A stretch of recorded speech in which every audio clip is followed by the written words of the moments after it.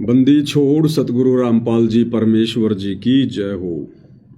परम पिता परमात्मा सारी सृष्टि के रचनहार कुल मालिक असंख्य ब्रह्मांडों के स्वामी जगत गुरु तीनों लोकों में प्रवेश करके सबका धारण पोषण करने वाले राजाधिराज आत्माधार नाथों के नाथ देवों के देव महादेव सर्वेश्वर महेश्वर मृत्युंजय अजरो अमर आदि अनादि सनातनी प्रभु जगत पिता जगदीश्वर श्री श्री 1008 की उपाधि के वास्तविक अधिकारी अकाल मूरत सौद स्वरूपी राम वासुदेव सर्वगतम ब्रह्म परम पूज्य प्रथम पूज्य परम संत परम पुरुष परम धनी परम दयालु सत्य कबीर हक्का कबीर अल्लाहु कबीर अल्लाहु अकबर बाखबर अल्लाह ताला जगत के तारणहार जगत के मुक्तिदाता जगत के जगन्नाथ हारे के सहारे हिंदुओं के राम मुसलमानों के अल्लाह सिखों के वाहिगुरु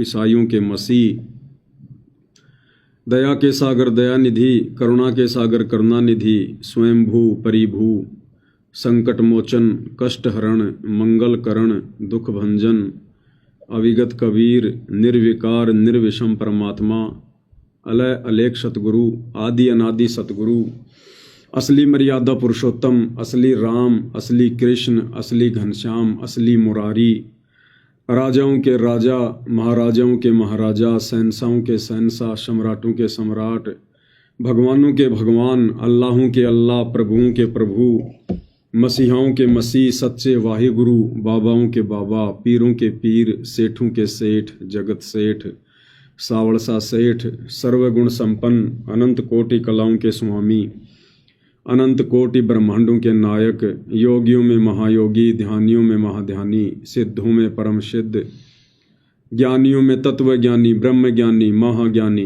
परम ज्ञानी सर्वश्रेष्ठ ज्ञानी विज्ञानी युवा कबीर समर्थ कबीर असमवात अमित ओजा सच्चे रहनुमा करीम अल्लाह शुभान अल्लाह दुनिया के अंतिम पैगंबर 8 सितंबर 1951 से गांव धनाना जिला सोनीपत हरियाणा भारतवर्ष की पावन भूमि पे प्रकट रियल कल की भगवान श्री नारायण साकार हरि श्री बाबा साहेब नूर अनंत परमात्मा सच्चे दरवेश सच्चे बाखबर संत श्रोमणी सतगुरु रामपाल जी परमेश्वर जी के चरण कमल में साध संगति से जुड़े हुए देश विदेश से आप और हम सभी सत्सेवक भाई बहनों का अनंत कोटि दंडवत प्रणाम। सत्साई भाई और बहनों, बहुत बड़ी दया बहुत बड़ी मेहर पूज्य गुरुदेव भगवान की परमेश्वर रामपाल जी की, जिनके शुभ आशीर्वाद से विशेष आशीर्वाद से अपनी आत्मा के कल्याण हेतु गुरुदेव भगवान के अमर तत्व ज्ञान को आधार बनाकर हर प्रकार से संघर्ष करते हुए और निरंतर इस भक्ति मार्ग पर हम आगे की ओर बढ़ रहे हैं। तो भाई और बहनों, इस कलयुग की बिचली पीढ़ी में वर्तमान समय में ये विशेष वीआईपी रजा है और ये विशेष वीआईपी रजा परमपिता परमेश्वर कबीर साहिब सतगुरु रामपाल जी भगवान अपनी विशेष वीवीआईपी आत्माओं पर ही बख्शेंगे। सबके भाग में नहीं होती है सतगुरु की मेहर। परमात्मा कहते हैं सब कुछ गुरु के हाथ है और पाइए अपने भाग, यानी सतगुरु के पास में सब कुछ है। वो सृष्टि का उत्पत्ति करता है, सबका भरण पोषण करने वाला है, लेकिन उस संपूर्ण समर्थ सतगुरुदेव भगवान से आत्माएं जो भी कुछ प्राप्त करती हैं वो अपने संस्कारवश करती हैं, अपने भाग्यवश करती हैं। सकल पदार्थ है जगमाही और भाग बिना नर पावे नाही, कर्महीन नर पावे नाही। तो भाई और बहनों, जो आत्माएं सतगुरुदेव भगवान के द्वारा इतना ज्ञान देने के बावजूद भी और 2014 के बाद से साध संगतियों के माध्यम से भी परमात्मा इतने संदेशे दिलवा रहे हैं। आज देश विदेश में परमेश्वर रामपाल जी की संगत में, चाहे वो लाखों में हो चाहे वो करोड़ों में हो, कोई भी व्यक्ति ये नहीं कह सकता कि मेरे तक साध संगति के वीडियो नहीं पहुंचे होंगे। किसी न किसी माध्यम से परमेश्वर ने पिछले 8-10 वर्षों में अपनी हर एक आत्मा तक ये संदेशा जरूर पहुंचाया है कि भैया निर्णय कर ले, नीर खीर का निबेरा कर, तेरे ऊपर कोई बंदिश नहीं है, कोई पाबंदी नहीं है। आत्मा को परमात्मा ने सदा से स्वतंत्र रखा है। डराता हमें काल है, बंदिशों में, बंधनों में हमें काल बांधता है। सतगुरु नहीं बांधते, परमात्मा नहीं बांधते। अगर इस आत्मा को परमात्मा ने बंधनों में रखना होता तो हम कभी भी सतलोक से इस काल के लोक में नहीं आते। जब हमने सतलोक में काल के ऊपर आसक्ति व्यक्त की, स्व इच्छा से काल के साथ इस लोक में आने की इच्छा जाहिर की, तो परमेश्वर ने हमें रोका नहीं, हमें अपने पराधीन नहीं रखा, क्योंकि आत्मा स्वतंत्र है। और मालिक ने कहा कि भाई जो अपनी इच्छा से जाना चाहता है उसको मैं भेज सकता हूं, अन्यथा वो परमात्मा एक डांट मारता। अगर एक बार ये कह देता कि दोबारा ऐसी हिम्मत मत करना इसके साथ जाने की बात कहकर, तो कोई भी आत्मा हाथ नहीं खड़ा करती, दोबारा जिंदगी में कभी कोई मुंह भी नहीं करता इधर। लेकिन भाई और बहनों, परमात्मा ने जब सतलोक में आत्मा को स्वतंत्र रखा हुआ है, तो इस काल लोक में भला आत्मा को कैसे परतंत्र रखेंगे? स्वतंत्र ही रखेंगे। तो परमेश्वर यानी गुरुदेव भगवान कभी किसी के वीडियो देखने से मना नहीं करते, कभी किसी के विचार सुनने से मना नहीं करते। उल्टा गुरुदेव भगवान तो हमें ये शिक्षा देते हैं कि कहे कबीर सोई जन मेरा, जो नीर खीर का करे निबेरा। परमेश्वर रामपाल जी कहते हैं कि मेरी नेक आत्मा, मेरी अच्छी आत्मा, मेरी ज्ञानी आत्मा वही है जो दोनों पक्षों की बातों को सुनकर फिर कोई निर्णय करे। एक पक्ष की बात को सुनकर कभी हम जज नहीं कर सकते, निर्णय नहीं कर सकते।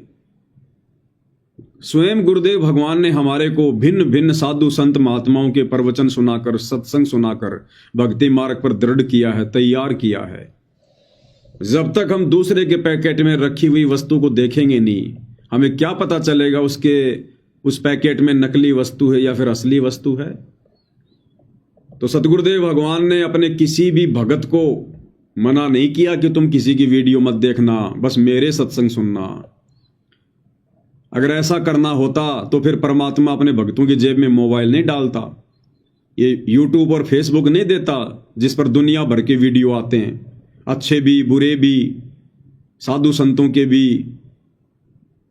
अगर परमात्मा ने हमें डरा के धमका के अगर रखना होता तो आज सबकी जेब में परमात्मा मोबाइल नहीं डालता।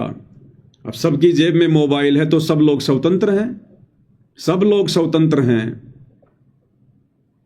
तो हमें डरा कौन रहा फिर वर्तमान में गुरुदेव भगवान का आदेश बताकर कि अगर साध संगति की वीडियो देखोगे, पवन दास के वीडियो देखोगे तो तुम्हारा नाम खंड हो जाएगा, तुम गुरुद्रोही घोषित कर दिए जाओगे, तुम्हें आश्रम में एंट्री नहीं दी जाएगी। तो भाई और बहनों, ये डराने का, भयभीत करने का काम काल का है। तो जो काल प्रेरित आत्माएं हैं, जो गुरु को मानुष मानते हैं, गुरुदेव भगवान के जो नजदीकी हैं, जो करीबी हैं, उनके बेटा बेटी, भाई बंधु, रिश्तेदार, चंद आश्रम संचालक, ये कोऑर्डिनेटर, इनको डर है, इनको भय है, क्योंकि इनको अपने सतगुरु पर विश्वास नहीं है। ये रोजी रोटी के लिए, अपने बच्चों के पेट पोषण के लिए संगत के दान पर निर्भर हैं, संगत के पैसे पर निर्भर हैं, ज्योति पाठ के पैसों पर निर्भर हैं। इसलिए इन काल प्रेरित आत्माओं को ये डर है, ये भय है। यदि संगत ने साध संगति के वीडियो देखना शुरू कर दिए तो फिर आश्रमों में कौन आएगा? सबको पता चल जाएगा कि भाई जब तक गुरुदेव भगवान नहीं आते हैं तब तक घर बैठ के भक्ति करो। आश्रमों में क्या है? सतगुरु थोड़ी बैठे हैं। आश्रमों में भी तो फोटोएं लगी हैं, वहां भी तो एलईडी पर सत्संग चलते होंगे, तो वो सुविधा तो हमारे घर पर भी है। आश्रम किस चीज के बने हैं? मिट्टी के, पत्थर के, ईंट के, चूने के। हमारे घर भी उसी मटेरियल से बने हैं। फोटोएं हमारे घर में भी हैं, दरबार साहिब हमारे घर पर भी है, सत्संग हमारे मोबाइल में भी हैं, टीवी हमारे घर पर भी लगा हुआ है। तो भला फिर हम आश्रम में जाके क्या करेंगे जिस आश्रम में हमारे भगवान नहीं है? तो इन लोगों को ये चिंता हो रही है भाई और बहनों, चिंता कि अगर संगत ने साध संगति की वीडियो देखने शुरू कर दिए तो मुश्किल से 2 या 4 वीडियो काफी हैं आश्रमों से रिश्ता समाप्त करवाने के लिए, क्योंकि साध संगति की वीडियो में सत्यता है। परमाणु के साथ में बात कही जाती है, वो आबाई नहीं बकी जाती, मनमाना आचरण नहीं थोपा जाता। तो जिस कारण से भाई और बहनों इस काल को डर है, इस काल को भय है, जिन्होंने आत्माओं को बंदिशों में बांध रखा है, डरा रखा है, धमका रखा है। अन्यथा गुरुदेव भगवान का तो सीधा सीधा फॉर्मूला है, कहे कबीर सोए जन मेरा, जो नीर खीर का करे निवेरा। हंस, हंस कौन होता है? गुरुदेव ने बताया, एक पात्र में 1 किलो जल और उस जल में 1 किलो यदि दूध डाल दिया जाए, दोनों को अच्छे से मिक्स कर दिया जाए, तो हंस को परमेश्वर की तरफ से गॉड गिफ्ट है। एक ऐसी उसको परमात्मा ने एक वो तकनीक दी हुई है, शक्ति दी हुई है, वो उस पानी मिले हुए दूध को पी लेगा। कोई फिल्टर मशीन नहीं है, कुछ नहीं है, गॉड गिफ्ट है। परमात्मा की तरफ से उसको एक पावर है, एक शक्ति है। अपनी चोंच डालेगा और जिस पात्र में दूध और पानी आपस में मिले हुए हैं, वो दूध को पी लेगा और पानी को छोड़ देगा।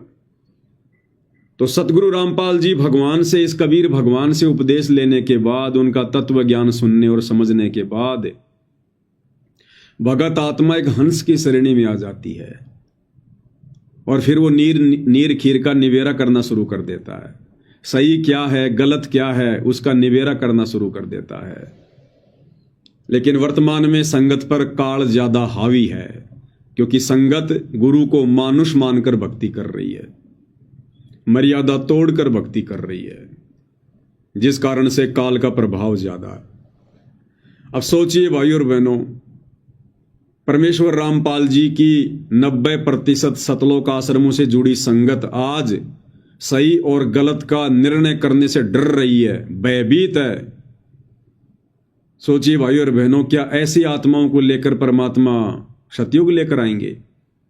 क्या ऐसी आत्माएं आने वाले समय में लोगों का जजमेंट करेंगी? कभी नहीं कर सकती।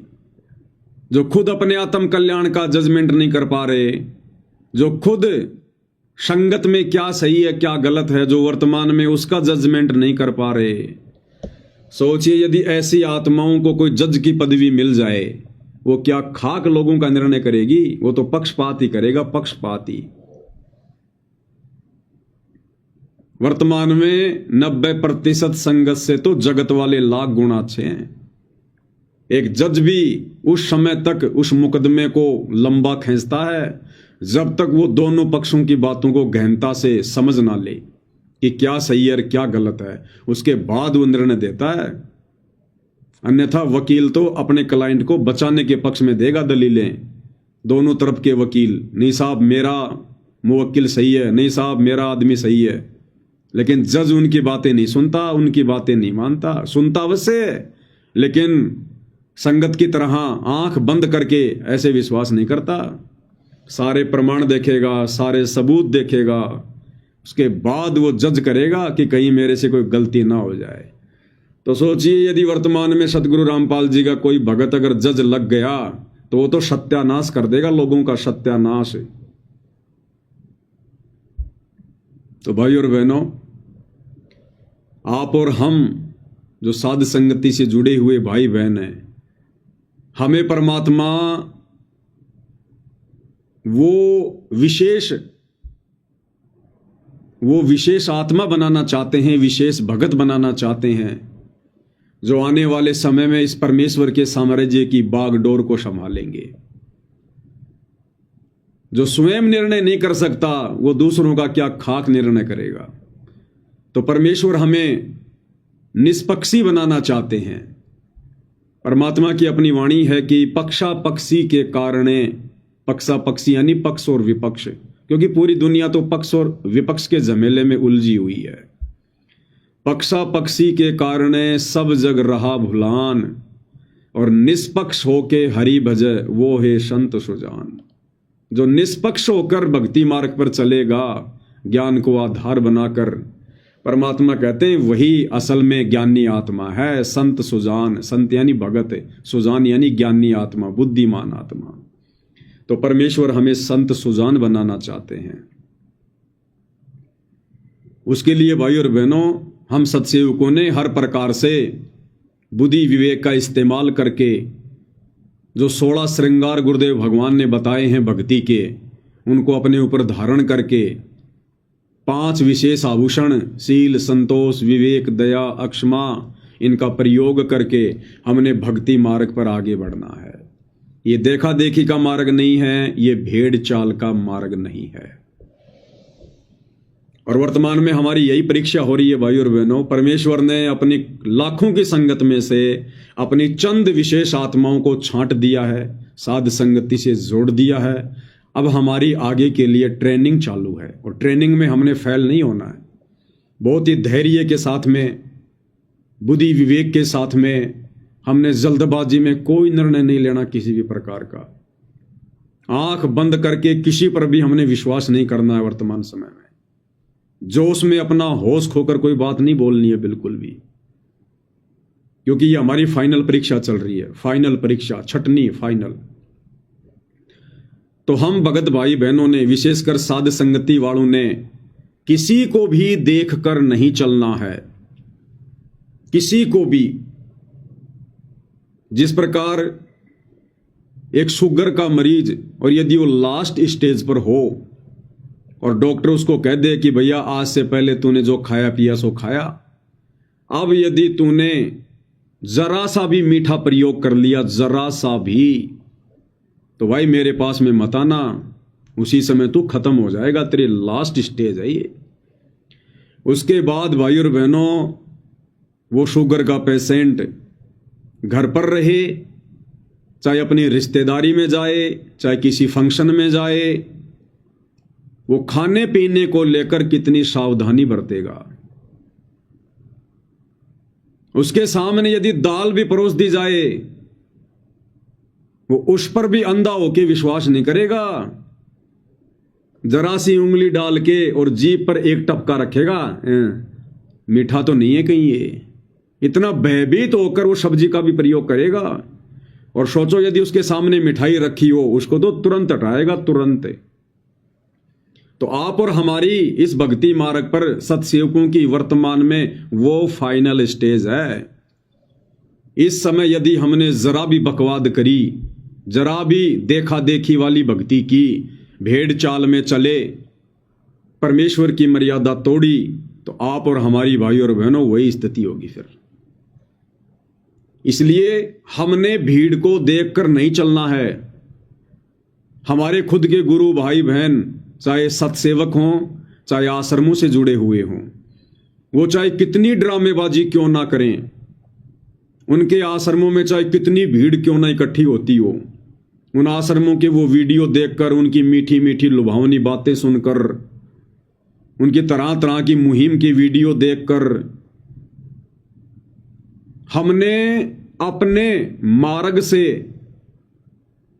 जरा भी विचलित नहीं होना है, जरा भी, नहीं तो काम बिगड़ जाएगा अपना। ये जो बकवाद कर रहे हैं इनको करने दो आश्रम वालों को। ये जो अपना अनमोल मनुष्य जीवन बर्बाद कर रहे हैं इनको करने दो। ये जो मर्यादाएं तोड़ रहे हैं, संगत की तुड़वा रहे हैं, तोड़ने दो, तुड़वाने दो। समझाना हमारा फर्ज है, लेकिन हमने उनकी बातों में नहीं आना है, बहकावे में नहीं आना है, अपने आप को कमजोर नहीं होने देना है। क्योंकि हमारा आत्म कल्याण उस विधि से होगा जो विधि हमें पूज्य गुरुदेव भगवान ने बता दी है, सत्संगों में जो बता दी है। क्योंकि सत्संग ही परम संत का संविधान होता है। ये सत्संग आज भी हमारे ऊपर लागू हैं और गुरुदेव के शतलोक जाने के बाद भी यही सत्संग चलेंगे, यही भक्ति विधान परमेश्वर का लागू रहेगा। इसलिए वरवाला कांड 2014 से लेकर वर्तमान समय तक, जब तक ये परीक्षा पूरी तरह से क्लियर नहीं हो जाती है, हमने थर्ड पर्सन की किसी भी बात को स्वीकार नहीं करना है जो बात गुरुदेव के ज्ञान के विरुद्ध हो। बिल्कुल गांठ बांध लेनी हमने। कोई हमें कितना ही डराए कि तुझे गुरुजी से नहीं मिलने दिया जाएगा, भाई मत मिलने दे, तू गले से बांध गाल गाल के मिल ले, हम तो उसमें खुश हो जाएंगे। तुझे गुरुद्रोही घोषित कर दिया जाएगा, भाई बहुत अच्छी बात है, तू गुरुमुखी बना रहे, हम तो गुरुद्रोही ठीक हैं। तुझे आश्रमों में एंट्री नहीं दी जाएगी, भाई हमारा तो घर ही आश्रम है, तुझे मुबारक तेरे आश्रम। तू शतलोक नहीं जा पाएगा, अरे हम तो यही ठीक है हमारे गुरुदेव के चरणों में, जब उनकी मौज होगी अपने आप ले जाएंगे। तुम गुरुदेव के सिर पर बैठे रहो भाई, अपना ध्यान रखो, तुम अपनी चिंता करो। तेरी मर्यादा टूट गई है, तेरा नाम खंड हो गया है, ठीक है भैया, तू मत टूट जाना, तू खंड मत हो जाना, हमारी चिंता मत कर, हम तो जैसे भी हैं सतगुरु के चरणों में पड़े हैं। लड़ना भी नहीं, झगड़ना भी नहीं, डरना भी नहीं, और अपने शास्त्र अनुकूल शत भक्ति मार्ग से विचलित भी नहीं होना है। भाई और बहनों, परमात्मा हमें बाईपास निकाल रहे हैं, बाईपास साध संगति के माध्यम से। अगर गुरुदेव भगवान अपनी विशेष रजा बख्श के अगर ये साध संगतियां शुरू ना करवाते, आज सतगुरु रामपाल जी परमेश्वर की संगत में एक भी आत्मा भगत कहलाने के लायक नहीं होती, भगत कहलाने के लायक। वही 650 साल पहले वाली स्थिति हो जाती परमात्मा के सामने जब वो मगर से गए थे, वही स्थिति। क्योंकि आश्रम वाले तो अपना सत्यानाश करवा चुके हैं, उनकी तो 650 साल पहले वाली स्थिति है। वही लड़ाई झगड़े, मार पिटाई, गाली गलोच, मर्यादाहीनता। जिस प्रकार जब परमात्मा मगर से सशरीर शतलोक जाने की लीला जो है वो करने वाले थे, तो उससे पहले परमात्मा ने देखा कि वीर सिंह बघेल और बिजली खान पठान दोनों आपस में लड़ने मरने को तैयार थे। जबकि गुरुदेव ने बताया कि राजा वीर सिंह को तो शार शब्द भी दे दिया था, शार शब्द भी। और शार शब्द प्राप्त आत्मा के हाथ में तलवार कैसे आ जाएगी? उस राजपथ को ठोकर मार देगा वो 2 मिनट में। उसकी हालत तो पकी हुई सरसों के जैसी हो जानी चाहिए, वो तो चींटी को भी नहीं सता सकता। और वो खड़े थे वहां पर सीना तान के कि एक बार कबीर जी मर जाएं, उसके बाद बताएंगे इनको हम क्या हैं। तो भाई और बहनों, इन सतलोक आश्रम वालों की, इन कोऑर्डिनेटरों की, आश्रम संचालकों की, गुरुदेव के परिवार की आज भी वीर सिंह बघेल और बिजली खान पठान वाली स्थिति है। इनको कोई कॉमन सेंस भी नहीं है, भक्ति मार्ग की कॉमन सेंस भी। तो यदि परमात्मा साथ संगतियां शुरू ना करवाते तो आज परमेश्वर रामपाल जी की संगत में कोई भक्ति बीज नहीं होता, भगत बीज। तो परमेश्वर ने अपनी 30 साल की मेहनत से जो एक बगीचा लगाया था, अब परमेश्वर ने अलग से अपने पेड़ पौधे छांट के साध संगति रूपी एक बगीची तैयार की है परमात्मा ने। बाकी तो संगत में कुसंगत उपज चुकी है, बाकी बगीची को तो कीड़ा लग चुका है, गड़ चुकी है, वो दीमक लग चुकी है उनको। ये सत्सेवक भाई बहन है परमेश्वर के हीरे मोती।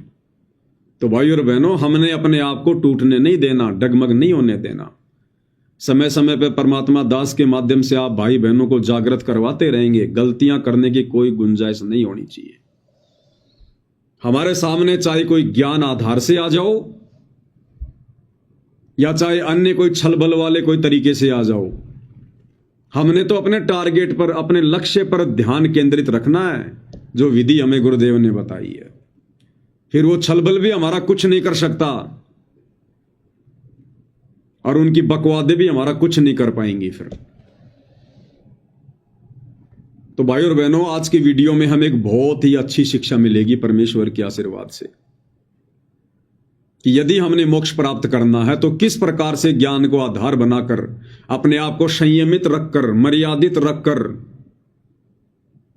परमात्मा कहते हैं ये रोटी का टुकड़ा डालते ही पूंछ हिलाना और जरा सा दूर दूर करते ही भौंकना, ये कुत्तों के काम होते हैं, भगतों के काम नहीं होते। भगत लाभ में, हानि में, दुख में, सुख में एक समान होता है। भगत ना कभी ज्यादा खुश होता है, ना कभी ज्यादा दुखी होता है, क्योंकि उसको परम संत का परम सहारा होता है। इसलिए वो डरता नहीं, भयभीत नहीं होता, दुखी नहीं होता।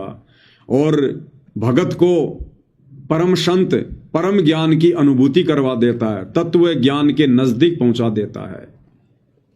इसलिए उस ज्ञान को आधार बनाकर भगत के अंदर धैर्य आता है, उसको अपनी मंजिल का पता होता है, इस संसार की नश्वरता का पता होता है, यहाँ के झूठे भौतिक सुखों की वास्तविकता का पता होता है।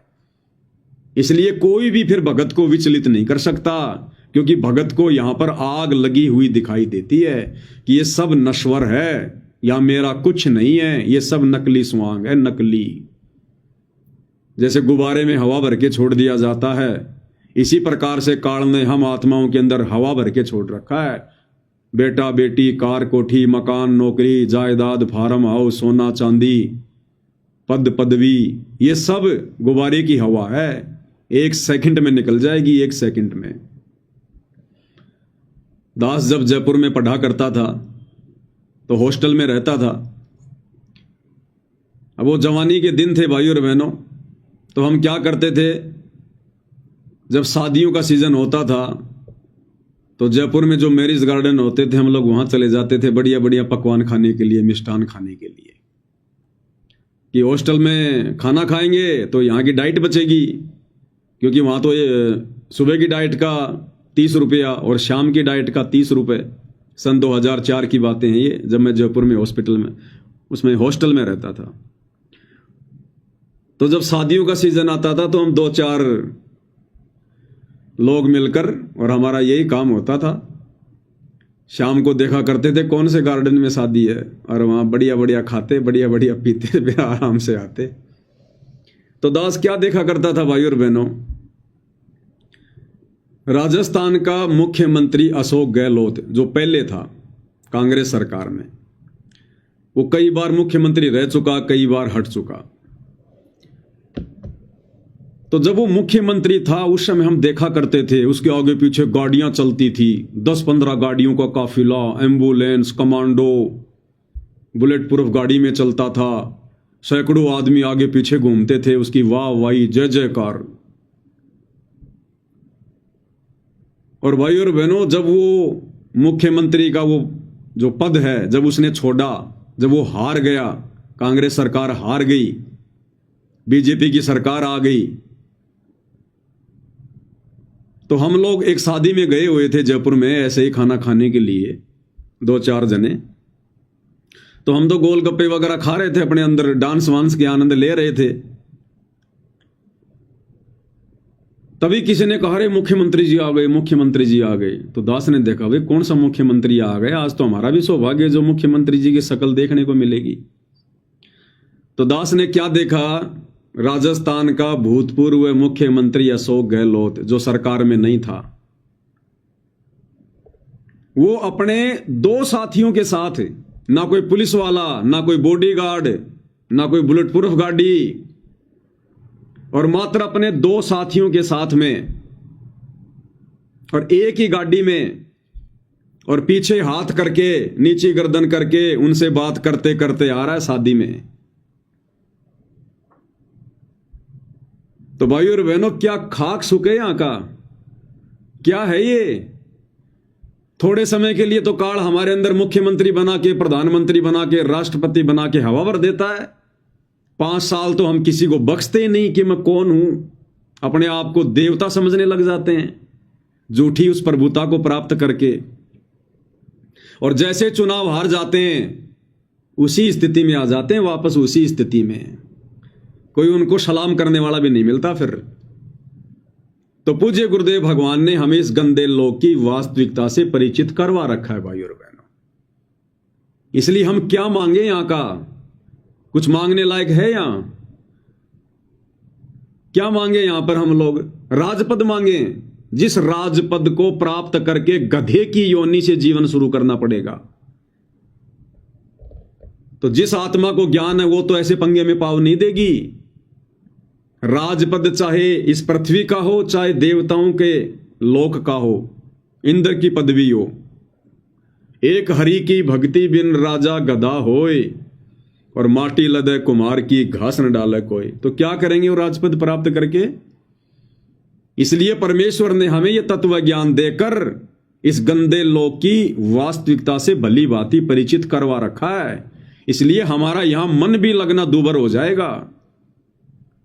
हमारे पास में आने वाले समय में सब कुछ होते हुए, क्योंकि जो शत भक्ति मर्यादा में रह के हम कर रहे हैं, आने वाले समय में परमेश्वर हमें सारे सुखों से लबालब करेगा, सारे सुखों से। ये परमात्मा अपने भगत को दुखों में रख के भी उसकी परीक्षा लेता है, और समय आने पर उसको दुनिया भर के सुख देकर भी उसकी परीक्षा लेता है। और जो भगत ना उन दुखों से दुखी होता है और ना सुखों से ज्यादा सुखी होकर विचलित होता है, वही आत्मा मोक्ष प्राप्त करती है। तो आने वाले समय में परमेश्वर हमें इस काललोक के झूठे भौतिक सुख भी देंगे, लेकिन उस समय तक परमेश्वर हमें ज्ञान से इतना परिपक्व कर देंगे, भक्ति से इतना परिपक्व कर देंगे, वो दुनिया भर के सुख होने के बावजूद भी भाई और बहनों हमारा मन यहां से हटा हटा सा रहेगा। जैसे कोई चीज हमारे से मिस हो गई हो, गुम हो गई हो। हमें एक मीठी मीठी हमेशा टेंशन रहेगी, एक चिंता रहेगी हमारे को कि अगर मैं रह गया यहां पर तो मेरे साथ में क्या बनेगी। ये तो चलो थोड़े समय के लिए मेरे को सतगुरु ने, समर्थ ने इस काललोक के झूठे सुख दे दिए। अगर मैं अपनी गलती से रह गया, कोई मर्यादा टूट गई, कोई चूक चाकरी हो गई सतगुरु की भक्ति में, सेवा में, तो फिर मेरे साथ में क्या बनेगी? वो दुख भगत को आंखों के सामने चलचित्र की तरह चलते हुए दिखाई देंगे। इसलिए सब कुछ होते हुए भी भाई और बहनों हमें फीका फीका लगेगा, फीका फीका हमारी वो स्थिति हो जाएगी। और क्या मांगेंगे फिर हम यहां का? हम वो गलतियां कर नहीं सकते अब, जो गलतियां आप और हमने आज से पहले की, सतगुरु की शरण में आने से पहले, सतयुग में, त्रेता में, द्वापर में, इस तत्व ज्ञान के अभाव में। आज हम वो भक्ति नहीं कर सकते। आज हम उतना त्याग, उतना बलिदान, वो कुर्बानी नहीं दे सकते, उतना संघर्ष नहीं कर सकते जो हमने सतयुग में किया, त्रेता में किया, द्वापर में किया, काल की भक्ति करते करते। और जब वो समय आता था जब भगवान हमारे सामने प्रकट होते थे कि मांगो क्या मांगते हो, तो हम क्या मांगा करते थे? गोबर, गोबर मांगा करते थे। हम निष्फल कर देते थे अपनी भक्ति को, अपने बलिदान को। एक छोटा सा वीडियो दास आपको दिखाता है किस प्रकार से इस काल में आप और हमें युगों युगों से मूर्ख बनाकर रखा हुआ है। एक वीडियो है एक साधक का। इसने काफी वर्षों तक श्री ब्रह्मा जी की साधना की और इसकी घोर तपस्या को देखकर, इसकी भक्ति को देखकर ब्रह्मा जी प्रसन्न हुए। हालांकि भाई और बहनों, प्रसन्न तो ये परमात्मा होता है, इंद्रदेवों के रूप में आकर हम भोली भाली आत्माओं को, नादान आत्माओं को जो भक्ति मार्ग से भटके हुए होते हैं, तो ये परमात्मा ही आकर हमारे को थोड़ी बहुत राहत देते हैं, भक्ति का प्रतिफल देते हैं। तो इसने जब घोर तपस्या की हजारों वर्षों तक, तो ब्रह्मा जी प्रकट हो गए, क्योंकि ब्रह्मा जी का ध्यान लगा रहा था। और ब्रह्मा जी ने कहा कि वत्स, मैं तुम्हारी तपस्या से प्रसन्न हुआ, मांगो मांगो, क्या मांगते हो? तो इस नादान प्राणी ने, क्योंकि ऐसी गलती आप और हम भी भाई और बहनों लाखों बार, असंख्यों बार कर चुके हैं, तो इस नादान प्राणी ने क्या कहा पता है ब्रह्मा जी को? हे पितामह, आपने मुझे 2 बार कहा है मांगो मांगो, मैं 2 वरदान मांगूंगा, 2 वरदान। ब्रह्मा जी ने कहा कि मांग भाई, तो 2 मांग ले। बोले पहला वरदान तो मुझे ये दो, पृथ्वी, पाताल और स्वर्ग तीनों लोकों में मेरी विजय हो। ये गधा बनने वाला वरदान मांगा इसने, गधा बनने वाला, क्योंकि तीनों लोकों पर विजय प्राप्त करके। अब विजय कैसे प्राप्त करेगा? देवताओं के साथ में युद्ध करेगा, लड़ाई झगड़ा करेगा, कितने लोग मरवाएगा, वो देवता दुखी होंगे, फिर जाकर ये इंद्र की उस पदवी को छीनेगा, फिर ये अपने कर्म फोड़ेगा, वहां पर सारे उल्टे काम करेगा, और मरने के बाद में सीधा फिर ये गधा बनेगा। क्योंकि गुरुदेव ने बता दिया हमारे को कि एक हरि की भक्ति बिन राजा गधा होए, और माटी लदे कुम्हार की घास न डाल कोई। तो बोला आपने 2 बार कहा है कि मांगो मांगो, मैं 2 वरदान मांगूंगा। बोला मांग, पहला तो ये तीनों लोकों में मेरी विजय हो, तथास्तु। अब जब तीनों लोकों की विजय का वरदान मांगा तो भाई और बहनों साइड में वो इंद्र, नारद मुनि और भी छोटे मोटे देवता खड़े थे, देख रहे थे कि ब्रह्मा जी इसको क्या वरदान देगा। तो जब तीनों लोगों पर विजय का वरदान मांगा तो इंद्र के तो पसीने छूट गए, नारद जी भी घबरा गया कि लो भाई फिर लड़ाई झगड़ा होगा। इंद्र को टेंशन हो गई, तेरी पदवी गई। जिस राजपद को ये प्राप्त करना चाह रहा है, ऑलरेडी उस राजपद पर जो देवताओं का राजा बैठा है वो भी सुखी नहीं है, उसके भी पसीने छूट गए कि अब ये लड़ाई झगड़ा करेगा। इसने ब्रह्मा जी से वरदान मांग लिया। तो परमात्मा कहते हैं भाई तन धर सुखिया कोई न देखा, जो देखा सो दुखिया हो, उदय अस्त की बात करे मन सबका किया विवेका हो। तो बताओ भाई और बहन, इस गंदे लोक में क्या मांगेंगे हम? बोला दूसरा वरदान, मैं अमर हो जाऊं। तो ब्रह्मा जी कह रहे हैं भैया ये वरदान नहीं मिलेगा, यहां तो हम देवता भी अमर नहीं है, हम देवता भी अमर नहीं है। देखिएगा भाई और बहनों, अब हमें ये बच्चों के खिलौने लगेंगे, ये राजपद, देवपद, प्रधानमंत्री का पद, राष्ट्रपति का पद, बच्चों वाले खिलौने। परमेश्वर ने हमारी बुद्धि तत्व ज्ञान से इतनी विकसित कर दी है। क्या कह रहा है ब्रह्मदेव? आपने 2 बार मांगो मांगो, इसलिए मैं 2 वरदान पाने। बिल्कुल 2 मिलेंगे ब्रह्मदेव, आपने 2 बार मांगो मांगो कहा है, इसलिए मैं 2 वरदान पाने का अधिकारी हो गया। जैसी तुम्हारी इच्छा। पहला वरदान, पृथ्वी, पाताल और स्वर्ग तीनों लोक पर मेरी विजय। तथास्तु। देवता को भरा के। दूसरा वरदान, मैं अमर रहूं, मेरी कभी मृत्यु ना हो। जन्म और मरण मृत्यु लोक के नियम है। अपने अटल विधान को हम अपने ही हाथों नहीं तोड़ सकते, फिर भी हम तुम्हें इतना अधिकार देते हैं कि तुम मन चाही मौत मांग लो। मन चाही मौत?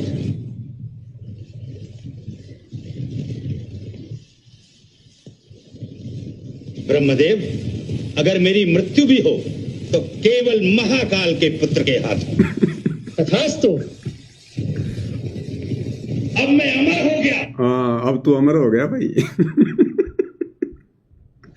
अब देखो भाई और बहनों, ऐसे पता चलता है कि बातों बातों में गुरुदेव भगवान ने आप और हमें अध्यात्म की किस चोटी पर पहुंचा दिया है,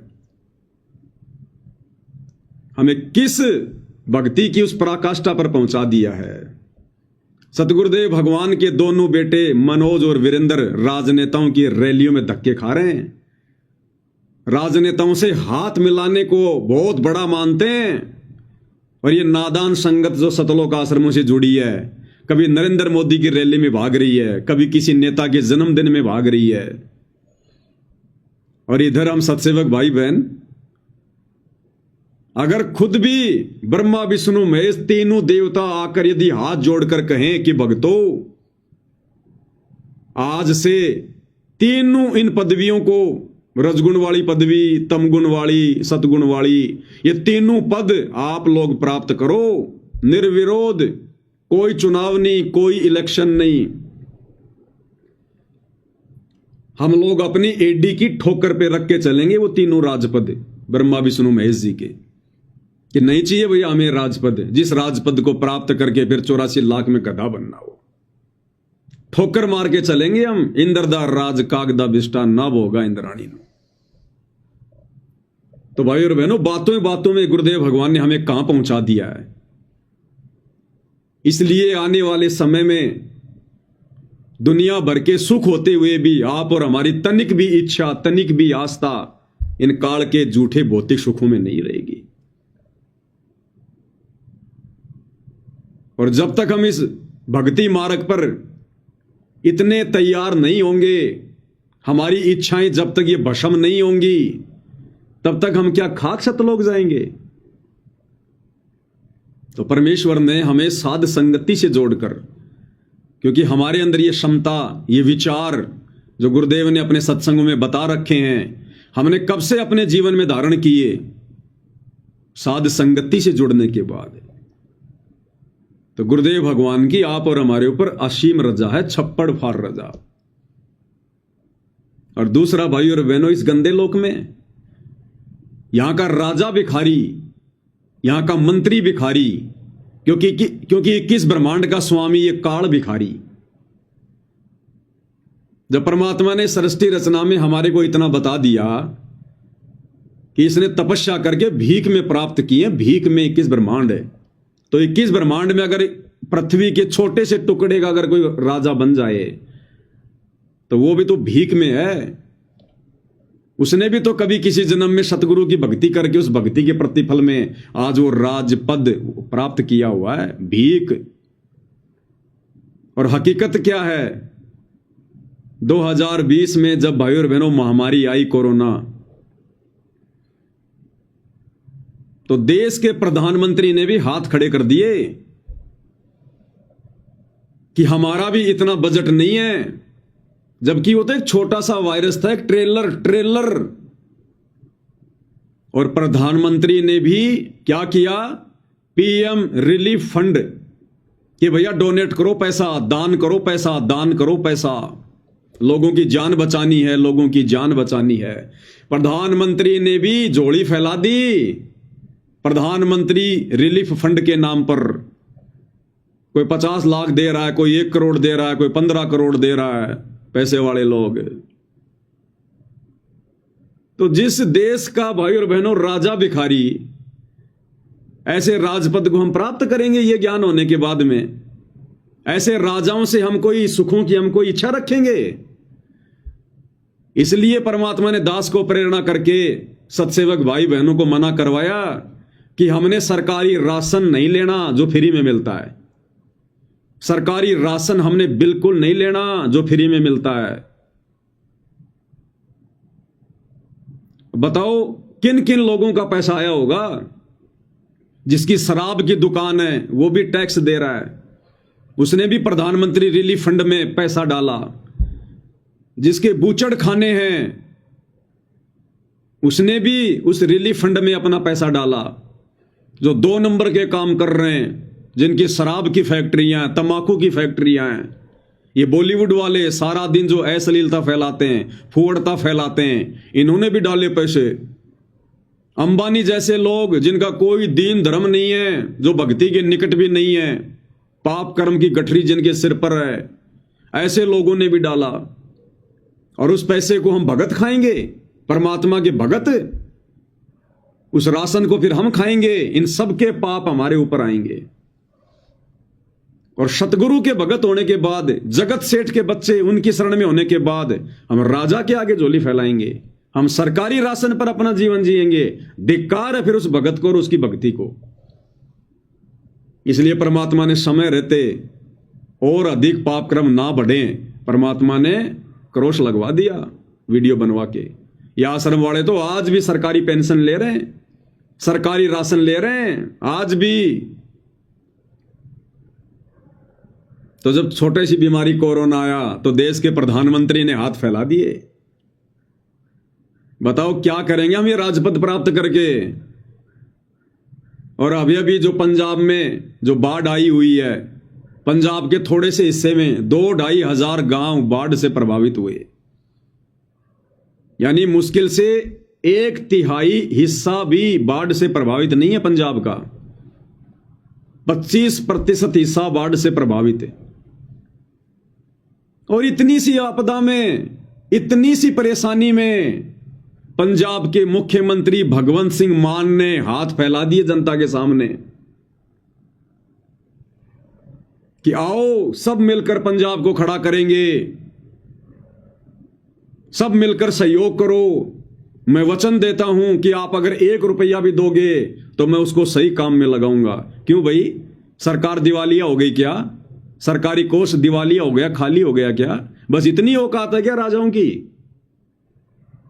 अरे अभी तो कोई बांध भी नहीं टूटा, विशेष कोई बादल भी नहीं फटा, एक नहर का पानी आ गया उछल कर और उसी में मुख्यमंत्रियों ने हाथ फैला दिए, इस कंगाल लोक के राजाओं ने हाथ फैला दिए जनता से। जनता बैठी है राजाओं के भरोसे, राजा बैठे हैं जनता के भरोसे।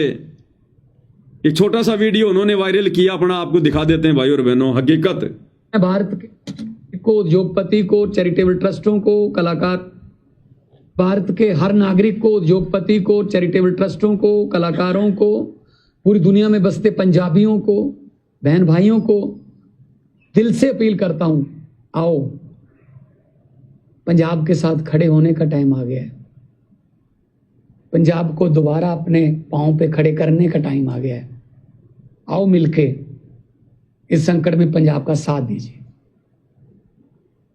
जो भी आप, मैं वचन देता हूं, जो भी आप मेहनत की कमाई से 1 रुपया भी अगर निकालोगे, उसको 1.25 रुपया बना के हम पारदर्शिता और ईमानदारी से इस्तेमाल करेंगे। खुल के सामने आइए और पुनर्वास में और रिस्ट्रक्चर में पंजाब का साथ दीजिए। इसके लिए आप और डिटेल चाहिए तो, और जानकारी चाहिए तो rangla.punjab.gov.in ये वेबसाइट पे जा सकते हैं, सब कुछ डिटेल मिल जाएगी आपको। तो ये हालत है 21 ब्रह्मांड के राजाओं की, मुख्यमंत्रियों की, प्रधानमंत्रियों की। कहां गया भाई टैक्स? अरे आप मुख्यमंत्री हो, पंजाब तो बड़ा उन्नत राज्य है, बस खाली राजा हाथ फैला रहा है जनता के सामने और जनता फैला रही है राजा के सामने। भाई और बहनों, गुरुदेव भगवान ने इसीलिए हमारे को वो किसान वाली और राजा वाली कहानी सुनाई, किसान की और राजा की। जब वो राजा जंगल में शिकार खेलने गया, बड़ी भूख प्यास लगी, खाने को कुछ मिला नहीं, मरने को हो गया। उसने देखा एक किसान खेत में काम कर रहा है, वहां गया तो किसान ने उसकी हालत देखकर उसको पानी पिलाया, अपना उसको खाना खिलाया।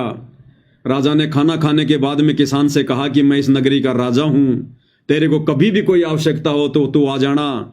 उसको एक पर्ची बना के दे दी कि तू डायरेक्ट तू मेरे बेडरूम में भी आ सकता, तेरे को कोई नहीं रोकेगा जब तू ये पर्ची दिखा देगा। कुछ दिनों बाद में उसी नगरी में अकाल पड़ गया। किसान की भी खास कोई जो है वो फसल नहीं हुई।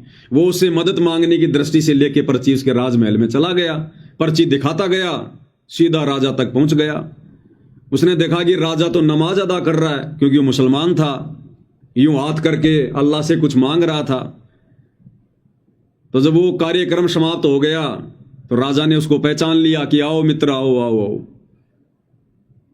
तो उस किसान ने कहा कि वो तो ठीक है, पहले ये बताओ आप ये क्या क्रिया कर रहे थे? बोला मित्र, नगरी में अकाल पड़ गया, जनता त्राहिमाम कर रही है, परेशानी में है। मैं अपने राज्य में सुख संपदा के लिए भगवान से कुछ मांग रहा था, अल्लाह से कुछ मांग रहा था। तो किसान को झटका लगा और उसने कहा कि ओ हो, मैं तो भिखारी के पास आ गया। अरे मैं तो भिखारी के पास आ गया ये सोचकर कि राजा मुझे कुछ देगा, मेरी कुछ मदद करेगा, और तू तो मेरे से बड़ा भिखारी, और जिससे तू मांग रहा है उससे फिर क्यों ना मैं ही मांग लूं डायरेक्ट। अरे जिस भगवान से तू मांग रहा है उससे मैं भी तो मांग सकता हूं, फिर तेरे से क्यों मांगना? भिखारी बनूं तो भगवान का बनूं, इंसान का क्यों बनूं? तो भाई और बहनों, बताओ इन राजाओं से हम क्या लेंगे? क्या दे सकते हैं हमारे को, जब जरा सी आपत्ति आते ही इन्होंने खुद जनता के आगे हाथ फैला दिए। तो सोचिए भाई और बहनों, अभी तो महाविनाश की अच्छे से शुरुआत भी नहीं है, शुरुआत भी। 2028 युग परिवर्तन का समय है। पूरे विश्व को नानी याद आएगी, छठी का दूध, जो कहावतें हम सुना करते थे, दुनिया हकीकत में बदलते हुए देखेगी। अब उस समय क्या होगा? फिर किससे मांगोगे? जब महाविनाश की शुरुआत में ही देश के राजाओं ने हाथ खड़े कर दिए, खुद जनता से मांग रहे हैं। तो सोचिए जब वो आने वाला समय आएगा, प्राकृतिक आपदाओं का दौर, कहीं अकाल पड़ेंगे, कहीं भूकंप आएगा, कहीं बाढ़ आएंगी, कहीं महामारियां होंगी, कहीं युद्ध, कहीं गृह युद्ध, कहीं इमरजेंसी, कहीं तख्ता पलट होंगे। अरे उस समय क्या करोगे? तो भाई और बहनों, गुरुदेव भगवान ने यह तत्व ज्ञान देकर हमारे को इसी हकीकत से परिचित करवाना चाहा है कि पुण्यात्माओं, इस गंदे लोक के विषय में जान लो, पहचान लो, आंखें खोल लो। लेकिन फिर भी आंखें नहीं खुल रही। इसलिए भाई और बहनों, अभी तक तो गुरुदेव ने केवल हमारे को थ्योरी समझाई है कि ये कितना गंदा लोक है, भिखारियों का लोक है। आने वाले समय में प्रैक्टिकल होगा, प्रैक्टिकल, तब भक्तों की आंखें खुलेंगी कि वास्तव में इस गंदे लोक से तो निकल लो। गोल्डन चांस अगर रह गए तो फिर हमारी युगों युगों दुर्गति होगी, यहां युगों युगों। ये तो इंसानों की हालत है, जबकि 84 में क्या है देख लो। फिर जब हम सूअर बनेंगे, गोबर खाएंगे, लैट्रीन खाएंगे,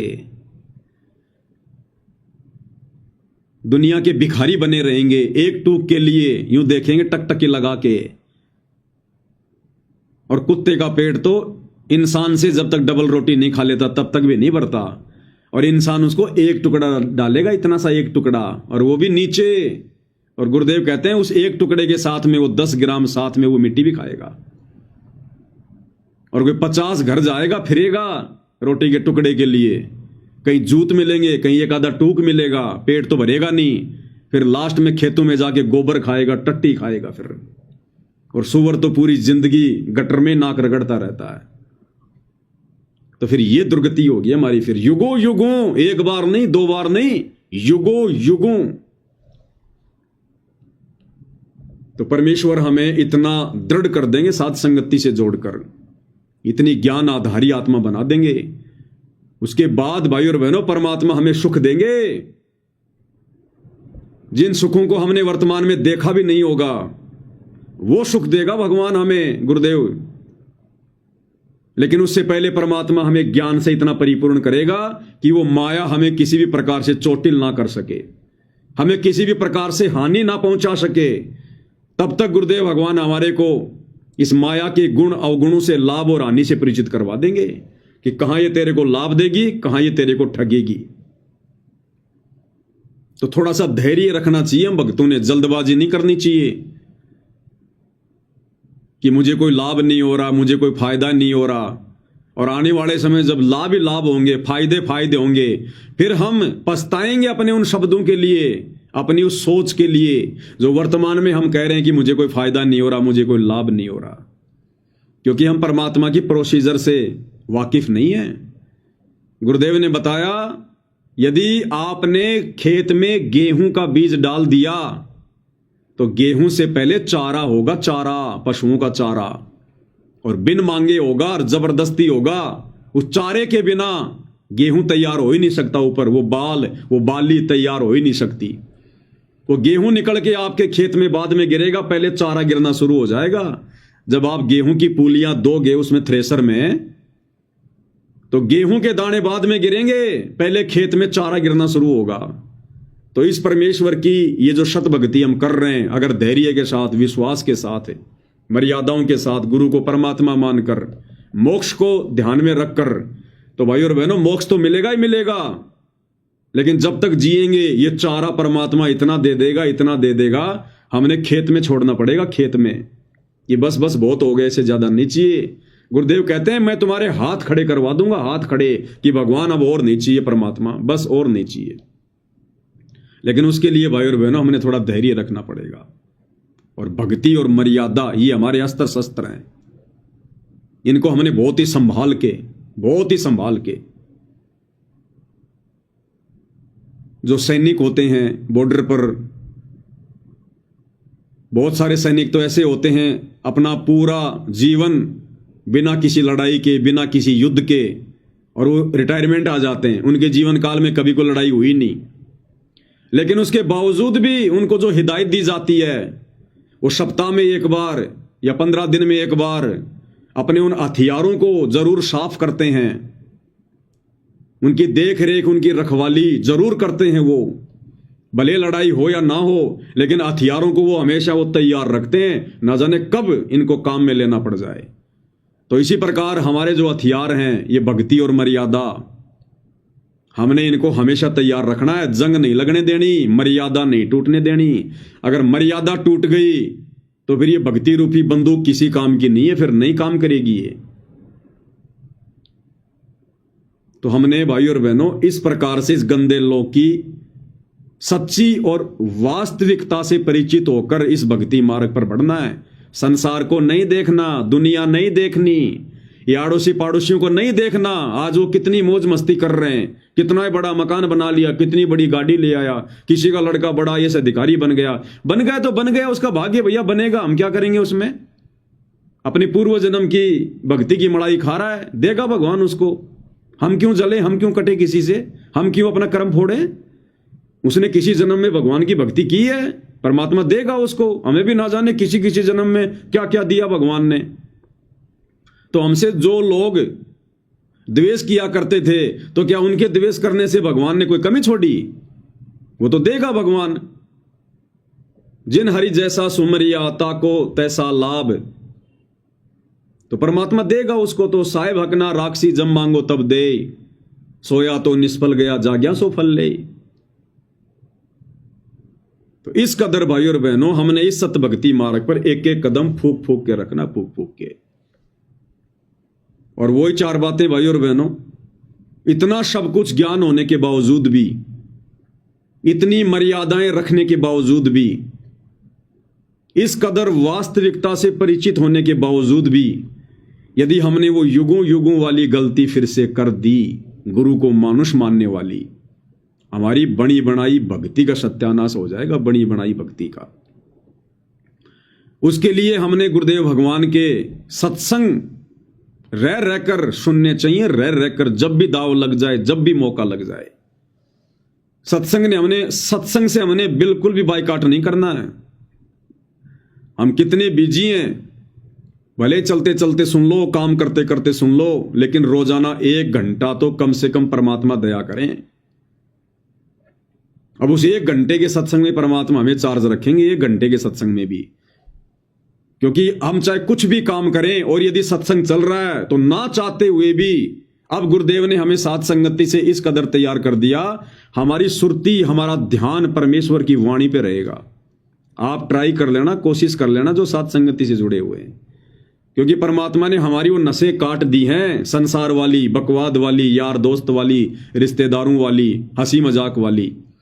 तो अब हमारा ध्यान काम करते करते भी और परमेश्वर की वाणियों में रहेगा, परमेश्वर की वाणियों में। क्योंकि अब हम बड़े ध्यान से, बड़े गौर से सत्संगों को सुनते हैं, और जैसे कोई पॉइंट आएगा तुरंत हम यूं कान कर लेंगे नजदीक कि परमात्मा जी क्या कहना चाह रहे हैं, क्या कुछ विशेष बात कह रहे हैं। तो 1 घंटे का सत्संग भी जो हम ध्यान से सुन रहे हैं, हमारी आत्मा को बिल्कुल तरोताजा रखेगा, तरोताजा। और सुमरण भी फिर हम उसी हिसाब से करेंगे, क्योंकि हम गुरु को परमात्मा मानकर हम सुमरण करेंगे। मर्यादा हम कोई तोड़ नहीं रहे। मोक्ष के अलावा दूसरा हमारा कोई टारगेट नहीं है, राजा महाराजा बनने का, राजनेता बनने का, कोई बहुत बड़ा कोई सेठ धनी व्यापारी बनने का। लड़ाई झगड़ा राग द्वेष ईर्ष्या हमारी फितरत में नहीं। अब तो जितना हम सुमरण करेंगे वो हमारी आत्मा को तरोताजा रखेगा, तरोताजा। तो अब हमने वो युगों युगों वाली गलती बिल्कुल भी नहीं होने देनी है। ये दुनिया चाहे लाख कहे, ये भगत चाहे लाख कहें कि तुम कैसे कह सकते हो कि सतगुरु रामपाल जी स्वयंभू हैं, ये प्रकट हुए हैं। क्योंकि अपने ही गुरु भाई बहन, संगत में कुसंगत होती है, संगत में कुसंगत। अरे जगत वालों को तो पता ही नहीं हमारे क्या नियम है, क्या मर्यादा है, क्या ये ज्ञान है, क्या ये सौदा है, क्या सतलोक है।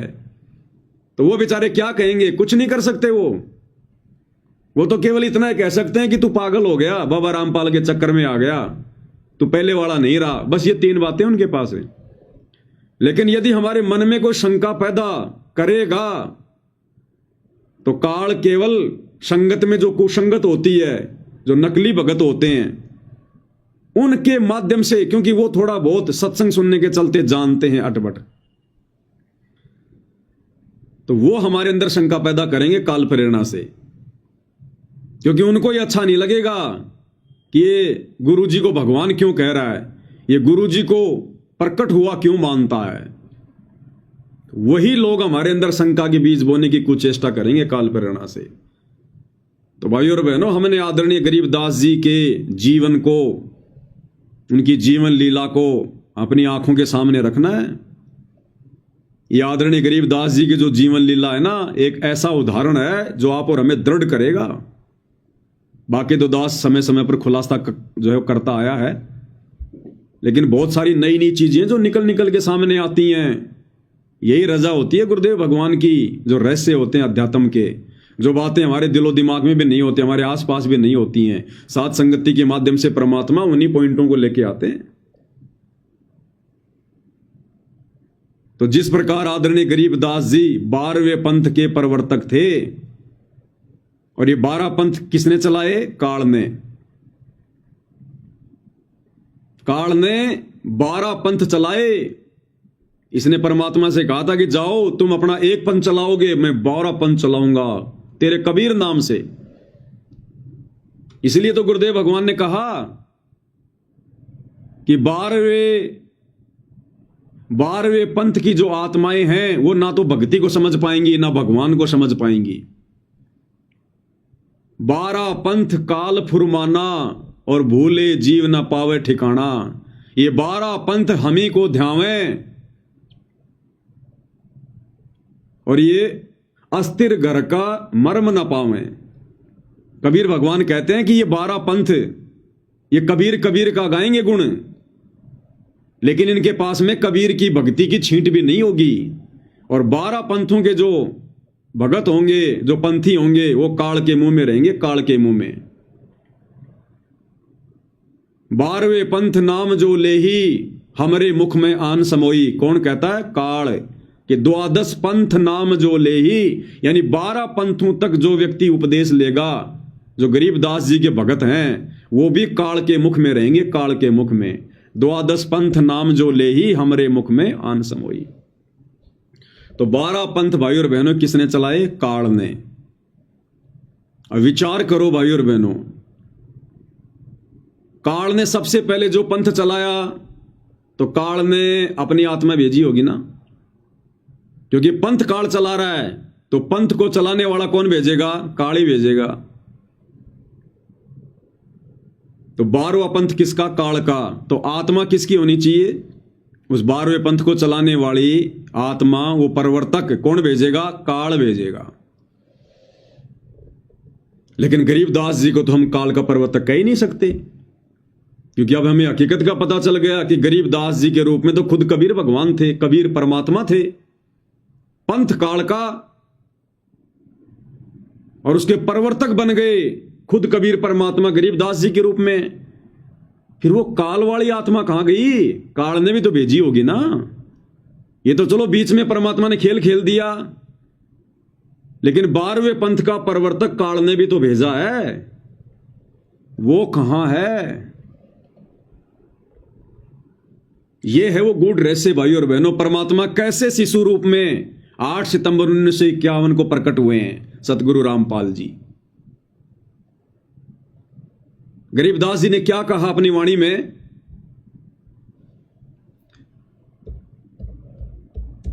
गरीबदास जी ने क्या कहा कि भाई ना तो कबीर जी मां से उत्पन्न हुए और ना हम मां के गर्भ में आए। इस पॉइंट को ध्यान रखना भाइयों और बहनों। सतगुरुदेव भगवान अपने मुख कमल से आदरणीय गरीबदास जी के विषय में बता रहे हैं, और क्या कह रहे हैं कि गरीबदास जी यहां कह रहे हैं कि ना तो कबीर जी मां से उत्पन्न हुए और भाई ना हम मां के गर्भ में आए। ध्यान से सुनिएगा। गरीबदास जी के कबीर साहब मां का पैदा नहीं हुए थे और ना हम गर्भ में आए भाई। शब्द स्वरूपी रूप हम। क्लियर? क्या कह रहे हैं परमात्मा गरीबदास जी के विषय में? कि गरीबदास जी कह रहे हैं कि ना तो कबीर साहिब मां से उत्पन्न हुए और भाई ना हम गर्भ में आए। तो गरीबदास जी अगर मां के गर्भ से उत्पन्न नहीं हुए, फिर कैसे उत्पन्न हुए? यही वो पॉइंट है जो हमें दृढ़ करेगा कि इसी विधि से वर्तमान में सतगुरु रामपाल जी, ये कबीर भगवान फिर से आए हैं, जिस विधि से गरीबदास जी आए हैं। किस विधि से आए हैं? 12वां पंथ काल का। आत्मा तो काल ने भेजनी थी और उसने भेजी भी।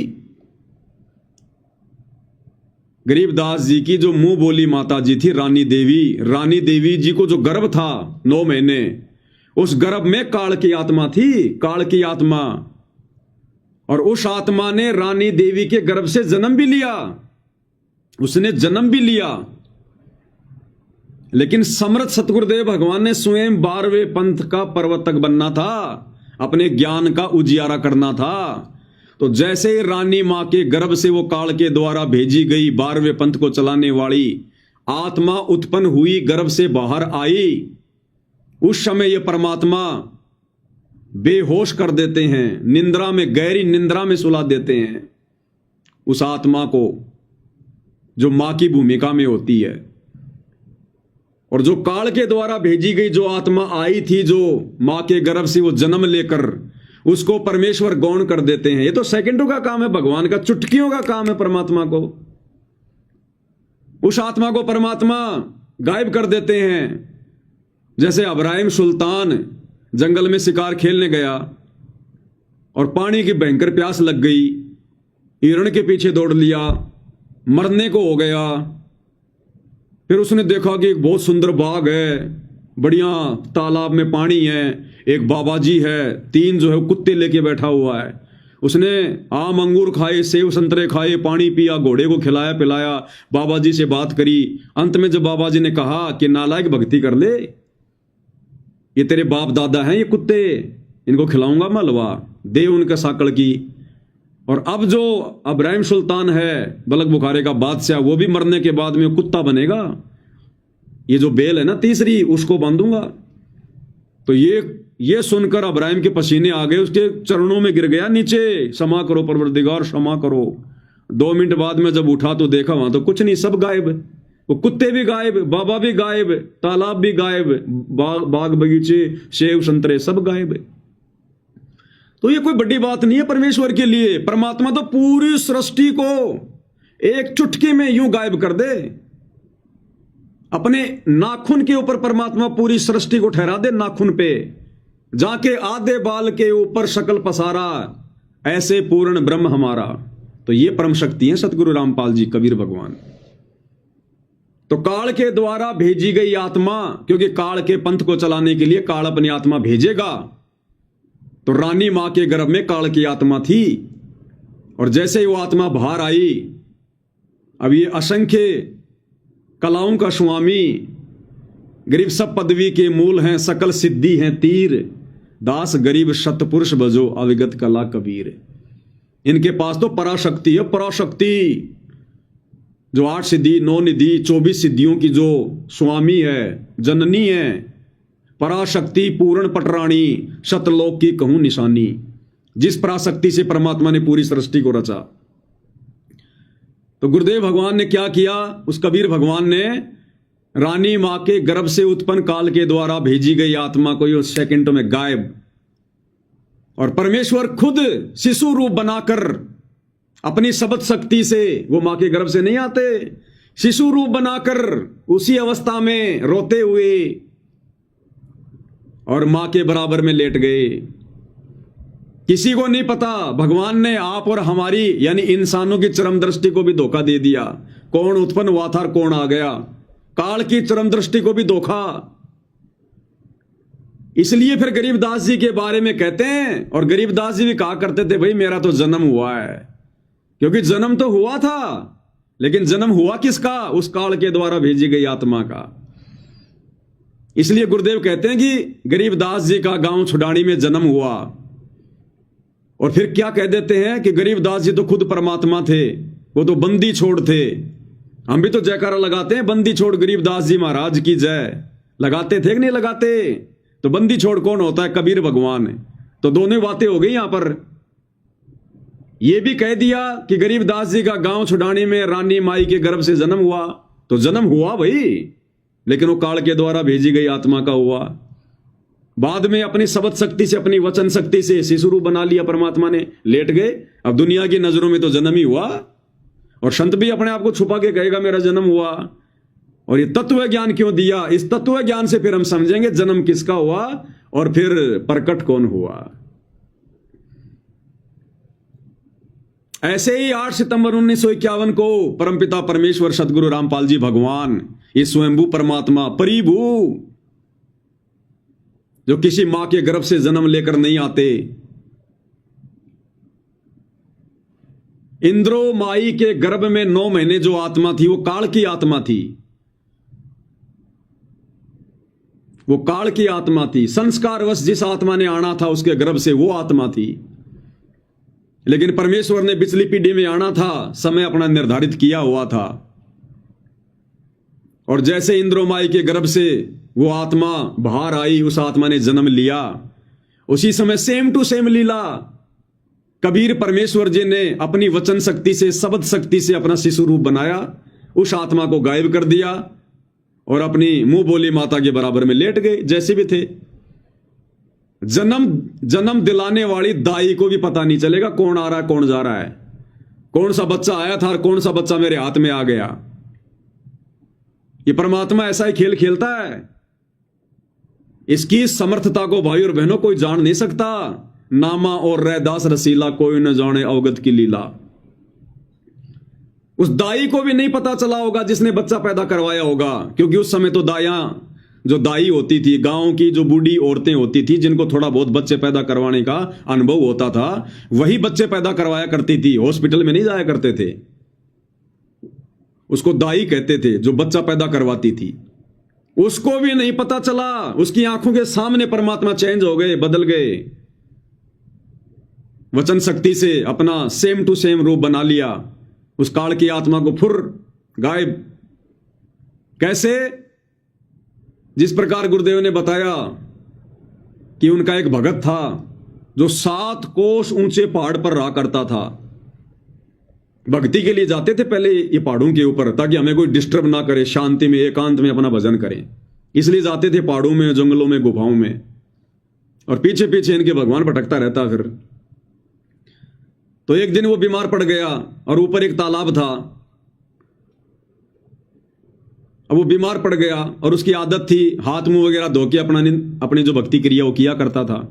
इतना बीमार हो गया उससे खटिया से नीचे भी नहीं उतरा गया कि अब क्या करूं। नीचे तालाब पे आता था वो हाथ मुंह धोने, पहाड़ के नीचे वो तालाब पे आता था हाथ मुंह धोने के लिए, वहीं होगा कहीं आसपास थोड़ा बहुत। इतना बीमार हो गया उसकी उठने की भी हिम्मत नहीं हुई, और उसने मन ही मन में सोचा कि ये भगवान, आज तो मेरी भक्ति क्रिया अधूरी रहेगी। यानी उसने भक्ति के लिए उसने चिंता व्यक्त की, भक्ति के लिए, कि आज यदि मैंने हाथ मुंह नहीं धोया तो आज मैं भक्ति क्रिया, आज मैं वो कैसे करूंगा, शुद्धता कहां रहेगी। उसकी इस चिंता को देखकर परमात्मा ने पूरी पृथ्वी पर इतनी भयंकर बारिश कर दी, इतनी भयंकर बारिश करी, पूरी सृष्टि को डुबो दिया भगवान ने। चाहते तो परमात्मा एक कटोरा जल का उसके पास रख देते, लेकिन समर्थ अपनी समर्थता को दिखाता है। परमेश्वर ने पूरी पृथ्वी पर भयंकर मूसलाधार बारिश कर दी, पूरी पृथ्वी डूब गई, खेत खलिहान मकान सब, जीव जंतु पशु पक्षी स्त्री पुरुष सब डूब गए, पूरी सृष्टि नष्ट कर दी भगवान ने। और धीरे धीरे बरसात इतनी भयंकर हुई, कई बादल फट रहे हैं, कई बाढ़ आ रही है भयंकर। 7 कोस ऊंचे पहाड़ पर पानी चढ़ गया, और जब उसने देखा नीचे की तरफ, हे भगवान, पूरी सृष्टि डुबो दी आपने मेरे लिए। अपने आप को कोस रहा है कि हे परवरदिगार, मैं तो बड़ा पाप का भागी बन गया, मुझ नीच के कारण आपने ये लीला की। और उसने मुंह धोया, और अगले ही क्षण जैसे उसने मुंह धो लिया और भगवान से उसने ये प्रार्थना की कि परमात्मा, मैं तो असंख्यों जन्मों तक पाप का भागी बन जाऊंगा, मेरे कारण आपने पूरी सृष्टि को डुबो दिया। तुरंत परमात्मा ने ऐसा कर दिया कि जैसे बरसात हुई ही नहीं। जो व्यक्ति खेत में काम कर रहे थे, खेत में काम कर रहे हैं। जो व्यक्ति अपने किसी ऑफिस में काम कर रहा था, कोई लिखा पढ़ी का काम कर रहा था, पेन और उस कागज से, वो लिखा पढ़ी का काम कर रहा, उनको पता भी नहीं क्या हो गया, उस बही के ऊपर एक पानी का टपका भी नहीं है। उनको पता ही नहीं चला कि पूरा संसार डूब गया था, सब मर गए थे, बाढ़ आ गई थी। वो तो अपना काम कर रहे थे और भगवान ने लीला कर दी। ऐसे ही बच्चा उत्पन्न करवाने वाली उस औरत को भी नहीं पता चलता कि तेरे हाथ में कौन सा बच्चा आया था, कौन सा चला गया और फिर कौन सा आ गया। ऐसी लीला करता ये भगवान। भाई और बहनों, साहिब से सब होत है, बंदे से कुछ नाई, और राई से पर्वत कर दे, फिर पर्वत से राई। मोला जल से थल करे। उसके बाद परमात्मा ने वाणी कही कि मोला जल से थल करे और थल से जल कर देत, और साहिब तेरी साहिबी श्याम कहूं के सवेत। ये परमेश्वर तेरी महिमा को मैं क्या कहूं, क्या नाम दूं, शब्द नहीं है। तो इस प्रकार से 8 सितंबर 1951 को इंद्रोमाई की कोख से जो काल की आत्मा आई थी, कबीर भगवान ने, सतगुरु रामपाल जी ने उस आत्मा को गायब कर दिया और स्वयं अपनी वचन शक्ति से, शब्द शक्ति से वैसा ही रूप बनाकर, शिशु रूप बनाकर, या तो दाई के हाथ में या फिर बराबर में लेट गए और कुछ नहीं पता चला कि कौन सा बच्चा क्या है, कौन सा बच्चा क्या नहीं है। इसलिए गुरुदेव भगवान ने अपने आप को छुपाते हुए कहते हैं, स्वयं कबीर भगवान स्वयंभू होते हुए, इस दास का जन्म किसान परिवार में हुआ, इस दास का जन्म किसान परिवार में हुआ। भाई जन्म हुआ है, लेकिन हुआ किसका? शिशु का। कौन शिशु? जो काल ने आत्मा भेजी थी। और फिर गुरुदेव कहते हैं आपने इस दास को परमात्मा मानना पड़ेगा। भैया परमात्मा जब मानेंगे जब आप में परमात्मा के गुण होंगे। परमात्मा उसको माना जाता जिसमें परमात्मा के गुण होते हैं, और परमात्मा का गुण है वो कभी मां के गर्भ से जन्म नहीं लेता, वो प्रकट होता है, स्वयंभू है।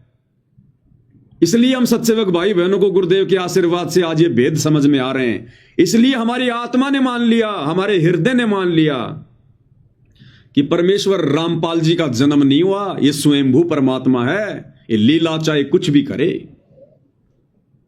इसलिए हम 8 सितंबर से अपने गुरुदेव भगवान को परमात्मा मान रहे हैं, स्वयंभू। इनका जन्म नहीं हुआ, ये कोई कबीर जी की आत्मा वात्मा नहीं है, कोई संदेश वाहक नहीं है, ये स्वयं सारी सृष्टि के पालक हैं। ये जो मर्जी लीला कर लें, कौन जाने इनकी लीला को। इनसे बढ़कर लीलाधर है कोई संसार में? तो ऐसे परमेश्वर खेल खेलते हैं भाई और बहनों। इसलिए हम भगत भाई बहनों ने, चाहे हमारे खुद के भगत भाई बहन कितना क्यों ना चीखें, कितना क्यों ना चिल्लाएं, हमने 650 साल पहले वाली गलती नहीं करनी है।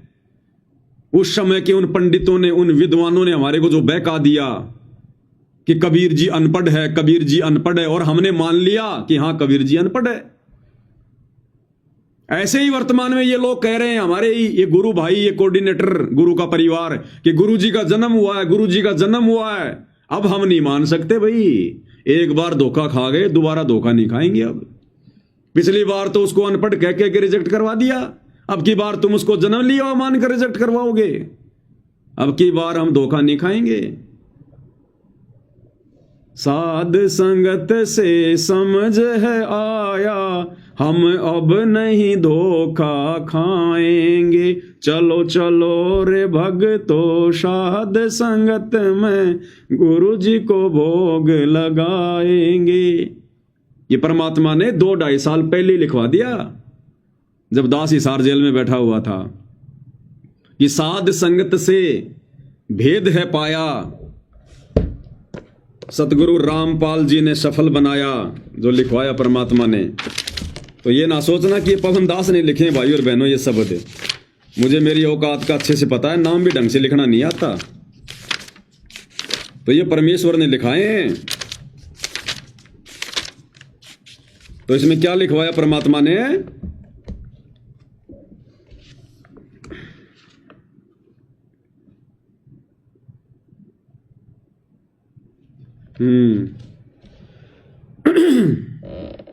चलो शब्द ही गा लेते परमात्मा का, फिर लास्ट में जो पॉइंट आएगा इसी विषय पर कि परमात्मा ने जन्म नहीं लिया है। बंदी छोड़ सतगुरु रामपाल जी परमेश्वर जी की जय हो। चलो चलो रे भगतो, साध संगत में गुरु जी को भोग लगाएंगे। चलो चलो रे भगतो, साध संगत में गुरु जी को भोग लगाएंगे, गुरु जी को भोग लगाएंगे, बंदी छोड़ को खूब रिझाएंगे, गुरु जी को भोग लगाएंगे, बंदी छोड़ को खूब रिझाएंगे। चलो चलो रे भगतो साध संगत में गुरु जी को भोग लगाएंगे। साध संगत में हंस है आते, सतगुरु को वो दिल से चाहते, साध संगत में हंस है आते, सतगुरु को वो दिल से चाहते, गुरु ज्ञान की चर्चा करके जीवन सफल बनाएंगे। हाँ, गुरु ज्ञान की चर्चा करके जीवन सफल बनाएंगे। चलो चलो रे भगतो साध संगत में गुरु जी को भोग लगाएंगे। साध संगत में हंस हैं आते। हंस कौन होते हैं? जो नीर खीर का निबेरा करते हैं, जो देखा देखी में नहीं चलते, आंखों पे काली पट्टी बांध के नहीं चलते, सुनी सुनाई बातों पे विश्वास नहीं करते, किसी के मनमाने आचरण का शिकार नहीं होते, जो ज्ञान को आधार बनाकर डिसीजन लेते हैं, वो होते हैं हंस। तो साध संगति में कौन आते हैं? वही आएंगे जो हंस आत्मा होंगी, क्योंकि साध संगतियां परमात्मा शुरू करवाते हैं और परमात्मा भीड़ को नहीं जोड़ते साध संगत में।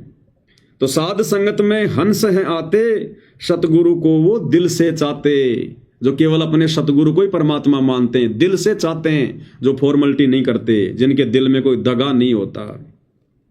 और क्या करते हैं फिर साध संगत में आके? राजनीति की चर्चा नहीं करते, बसों में बैठकर राजनेताओं की रैलियों में धक्के खाने नहीं जाते, गुंडों की सीबीआई जांच के समर्थन में नहीं जाते, गुरु ज्ञान की चर्चा करके जीवन सफल बनाएंगे। तो साध संगति में वही हो रहा है, गुरु ज्ञान की चर्चा होती है, ज्ञान आधारित चर्चा होती है, और अपना जीवन सफल बनाने की दिशा में आगे बढ़ते हैं भाई बहन। हलवा राम का भोग लगाते, साहिब से फिर विनती करते, हलवा राम का भोग लगाते, साहिब से फिर विनती करते, तीन ताप का कष्ट वो हरते, कृपा अपनी बरसाएंगे। हाँ, तीन ताप का कष्ट वो हरते, कृपा अपनी बरसाएंगे। चलो चलो रे भगतो साध संगत में गुरु जी को भोग लगाएंगे। क्या लिखवाया मालिक ने? हलवा राम का भोग लगाते, क्योंकि परमेश्वर को हलवा राम बहुत पसंद है। हलवा राम। और गीता अध्याय 3 श्लोक 13 के अनुसार परमात्मा को भोग लगाए बिना जो अन्न पकाते हो तो पाप खाते हैं। तो क्या होता है साध संगति में? भंडारे के साथ साथ हलवा राम का भोग लगाते, साहिब से फिर विनती करते, हम विनती करते जी, गुरु जी थारे आगे, साहिब थारे आगे। विनती करते कि नहीं करते? और दूसरी विनती अपने आत्म कल्याण की, हे गुरुदेव हम नीचों पर दया करना परमात्मा, सद्बुद्धि दिए रखना मालिक, मर्यादाओं में रखना परमात्मा, इस काललोक में हमारी भक्ति में कोई भूल ना पड़े मालिक, कोई मर्यादा खंडित ना हो। ए मालिक मैं 2 कोटि का जीव, जड़ बुद्धि प्राणी परमात्मा, मंद बुद्धि प्राणी, आपका नादान बच्चा, अज्ञानी बालक हूं परमात्मा, आप ही संभाल के रखोगे। मेरी समझ, मेरा ज्ञान किसी काम का नहीं है परमात्मा, जब तक आप मेरा मार्गदर्शन ना करो। तो ऐसी ऐसी विनती हम गुरुदेव भगवान के चरणों में बैठकर करते हैं। तो हलवा राम का भोग लगाते, साहिब से फिर विनती करते। साहिब कौन? हमने दाढ़ी मूछ वाले साहिब को तो हटा ही दिया। अब साहिब कौन है हमारा? सतगुरु रामपाल जी, अपने गुरुदेव को हम साहिब कह रहे हैं। और 3 ताप का कष्ट वो हरते, कृपा अपनी बरसाएंगे। और फिर अपनी प्यारी आत्माओं के तीनों ताप के कष्टों को, दैहिक, दैविक और आध्यात्मिक, ये 3 प्रकार के होते हैं कष्ट, इनको परमात्मा नष्ट कर देता है जब हम उनको भोग लगाते हैं। 3 ताप का कष्ट वो हरते, कृपा अपनी बरसाएंगे। और भोग की वाणी में क्या कहते हैं परमात्मा? जिन भगतों का ये भोग लग जावे, जिन भगतों का ये भोग लग जावे, उनके तीनों ताप नशावे, उनके तीनों ताप नशावे, करोड़ तीर्थ का फल वो पावे, करोड़ तीर्थ का फल वो पावे, लाभ ये सतगुरु की वाणी का, कोई जगह पुरब लाभाग, सफल हुआ दिन जिंदगानी का। तो क्या लिखवाया परमात्मा ने? 3 ताप का कष्ट वो हरते और कृपा अपनी बरसाएंगे। चलो चलो रे भक्तों, साध संगत में गुरु जी को भोग लगाएंगे। साध संगत से मर्म है पाया, गुरु गोविंद का भेद मिटाया, साध संगत से मर्म है पाया, गुरु गोविंद का भेद मिटाया, 8 सितंबर पर कट वो हाया, हम सतगुरु दिवस मनाएंगे। हाँ, 8 सितंबर पर कट हो आया, हम सतगुरु दिवस मनाएंगे। चलो चलो रे भक्तों, साध संगत में गुरु जी को भोग लगाएंगे। साध संगत से मर्म है पाया और गुरु गोविंद का भेद मिटाया। तो गुरुदेव भगवान ने साध संगतियां शुरू करवा कर ही तो इस गूढ़ रहस्य से हमें परिचित करवाया। गुरु और गोविंद के बीच की जो लाइन थी, जो खाई थी, हमने समाप्त कर दी। हमने अपने गुरु को ही अपना गोविंद मान लिया ज्ञान आधार से, और वो जो नकली गोविंद जो हम पूज रहे थे, दाढ़ी मूछ वाली फोटो, कागज का टुकड़ा, उसको हमने साइड में कर दिया। तो ये मर्म, ये ज्ञान हमें कहां से हुआ? साध संगति से हुआ, सतगुरु के आशीर्वाद से। और 8 सितंबर प्रकट हो आया, हम सतगुरु दिवस मनाएंगे। हम अपने गुरु को ही प्रकट हुआ मानकर, क्योंकि उनके विधान में है, उनके गुणों में है, उनके लक्षणों में है। और 8 सितंबर के दिन को हम सतगुरु प्रकट दिवस के रूप में मना रहे हैं। चलो चलो रे भक्तों, साध संगत में गुरु जी को भोग लगाएंगे। गीता जी ने महिमा गाई, सतगुरु की पहचान बताई। गीता जी ने महिमा गाई, सतगुरु की पहचान बताई। साध संगत से समझ है आई, हम अब नहीं धोखा खाएंगे। हाँ, साध संगत से समझ है आई, हम अब नहीं धोखा खाएंगे। चलो चलो रे भक्तों, साध संगत में गुरु जी को भोग लगाएंगे। गीता जी ने महिमा गाई और सतगुरु की पहचान बताई। गीता अध्याय 15 श्लोक नंबर 1 से 4, जो उल्टे लटके हुए संसार रूपी वृक्ष के सभी विभागों को,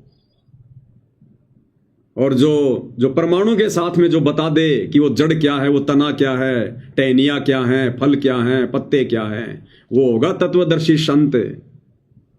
तो गीता जी ने जब पहचान बता दी कि तत्वदर्शी संत ऐसा होता है, और गुरुदेव भगवान ने हमारे को जो है प्रैक्टिकल करके दिखा दिया, कौन ब्रह्मा का विष्णु है, कौन शंकर की माँ, शंकर का दादा कौन है, हमको दे बता। अक्षर पुरुष एक पेड़ है, निरंजन वा की डार, तीनों देवा शाखा है, पात्र रूप संसार।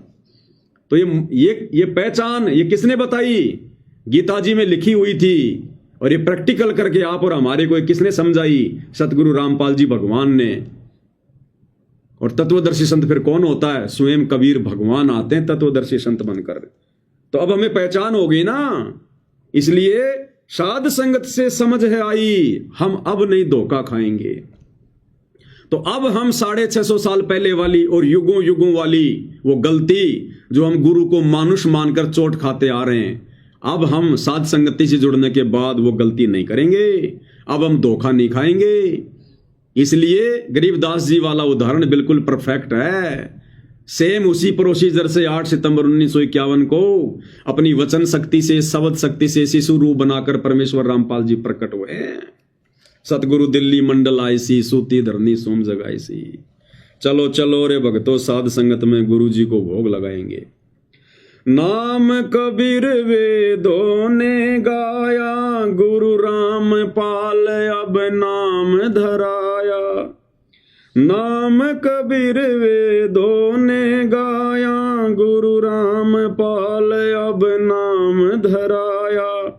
कर्महीन कोई जान न पाया, फिर आंसू खूब बहाएंगे। हाँ, कर्महीन कोई जान न पाया, फिर आंसू खूब बहाएंगे। चलो चलो रे भक्तो साध संगत में, गुरु जी को भोग लगाएंगे। नाम कबीर वेदों ने गाया। कबीर वेदों में परमेश्वर का नाम लिखा हुआ। कबीर देव, कबीर अग्नि, कबीर अमित ओझा। और अब कलयुग की पिछली पीढ़ी में अपना क्या नाम रखवाया? संत रामपाल। है वही परम शक्ति, है वही कबीर, बस नाम का फर्क है।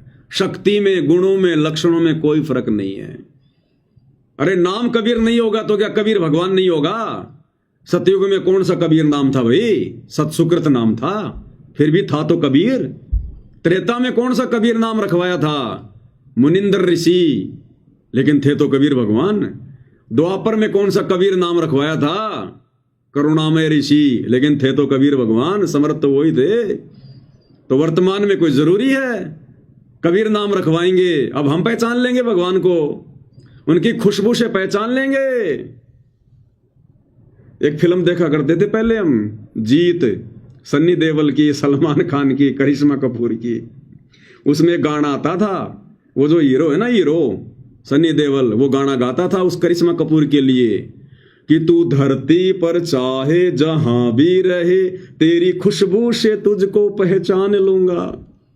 तो जब बताओ ये बॉलीवुड वाले एक्टर हैं जिनके नाकों के अंदर रीट भरा होता है, गंदगी भरी होती है, इंसान से ज्यादा सूंघने की शक्ति तो जो है कुत्ते की होती है, और जब ये बॉलीवुड वाले कह रहे हैं कि तू धरती पे चाहे कहीं भी रहे, मैं तेरी खुशबू से पहचान लूंगा तेरे को, अपनी उस प्रेमिका को, वो प्रेमी भी मरेगा, वो प्रेमिका भी मरेगी, दोनों नश्वर।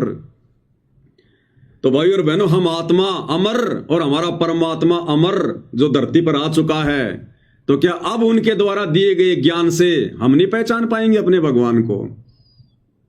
तो अब वो भगवान चाहे किसी भी नाम से क्यों ना आए, धरती के किसी भी कोने पर क्यों ना आए, अब हम अपने गुरुदेव भगवान को इस तत्व ज्ञान रूपी इस खुशबू से पहचान लेंगे कि हाँ, ये तो वही मेरा भगवान है, मेरा परमात्मा है, मेरा पति परमेश्वर है, जो 650 साल पहले मैंने अपनी गलती से इसको छोड़ दिया था, मानुष मानकर, गुरु मानकर।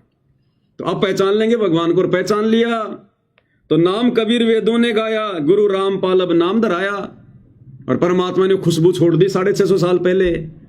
भाई जल्दी ले ले नाम गुरु का, तुझे मनुष्य जन्म मिल जावेगा।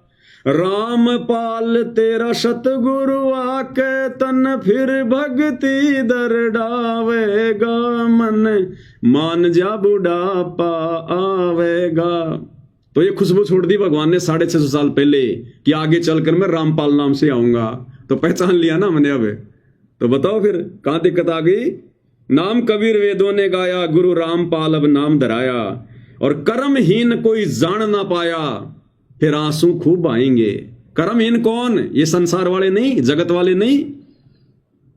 अरे उपदेश लेने के बाद भी जो संगत वाले, जो अपने गुरु को मानुष मान रहे हैं, मां के गर्भ से जन्म लिया हुआ मान रहे हैं, वो है मुख्य, वो कर्महीन।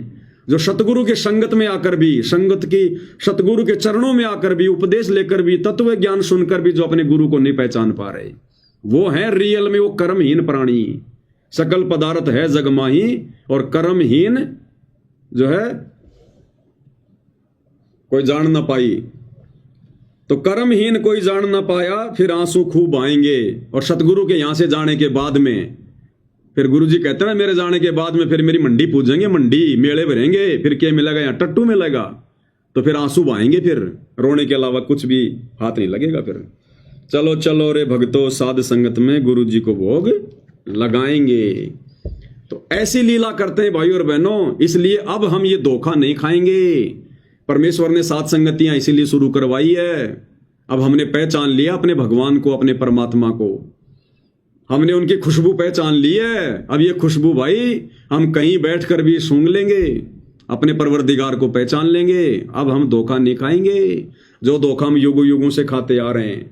तो संगत वाले चाहे कितना जोर लगा लो, जगत वाले चाहे कितना जोर लगा लो, ये सूक्ष्म रूप में काल भगवान आके कितना जोर लगा लो, अपने एजेंटों से कितना जोर लगवा लो, कितना डराओ, कितना धमकाओ, कितना मार पिटाई करो, कुछ भी करो, जब हमारा भगवान गुरु रूप में आकर और हम नीचों को दुनिया भर की मार खा खाकर जेल में बैठ बैठ कर यातना सहन कर करके भी नहीं भूल रहा, हमारे आत्म कल्याण के लिए दिन रात वो चिंतित है, तो हम नीचों का तो सबसे बड़ा स्वार्थ है आत्म कल्याण का।